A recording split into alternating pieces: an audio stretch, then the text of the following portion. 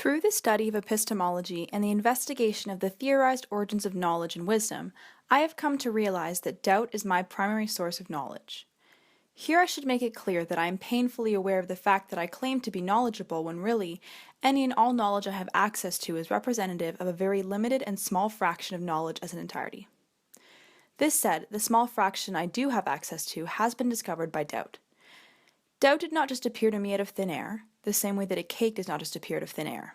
It is made up of several carefully measured ingredients that are then carefully mixed. In the case of the cake of doubt, the ingredients are reason, sense experience, and memory. Much like an actual cake, the proportions of each ingredient are important. You can't just throw in 2 cups of everything. Some things are more important than others, and some things account for a more substantial part in the recipe. For this particular cake, the recipe calls for 2 cups of Descartes' all-purpose reason flour.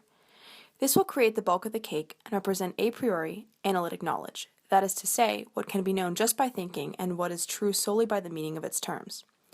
This is rationalist logic, or, as written in the book Zen and the Art of Motorcycle Maintenance, deductive logic, which uses general laws to come to conclusions about specific cases.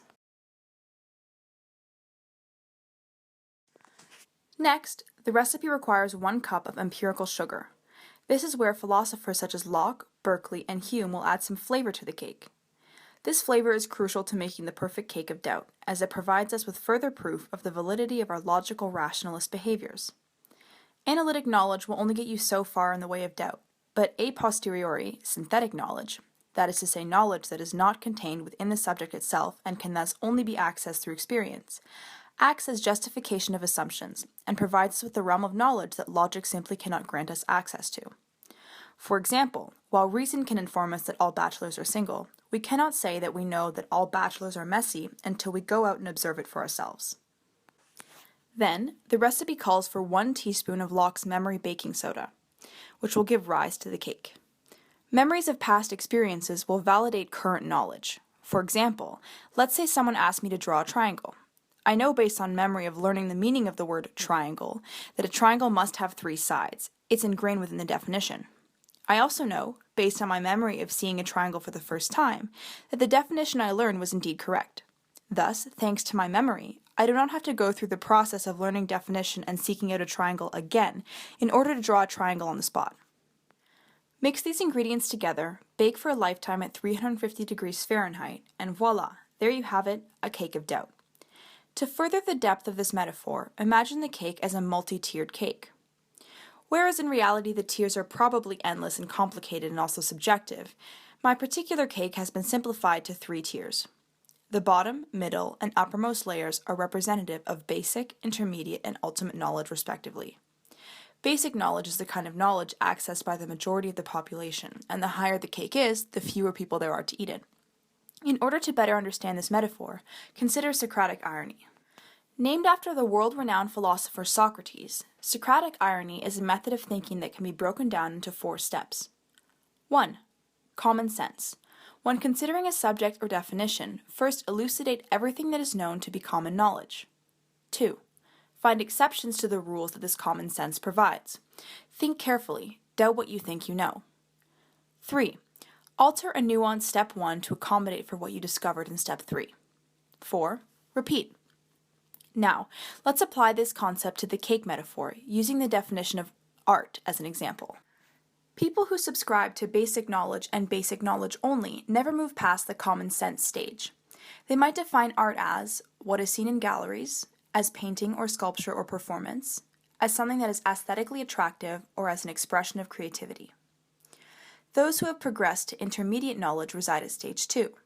They might realize that the definition of art is subjective, or maybe that there are in fact disciplines of creativity, such as literature or speech, that are not commonly considered art, or that there really is a lot of art out there that is not in the least bit aesthetically attractive.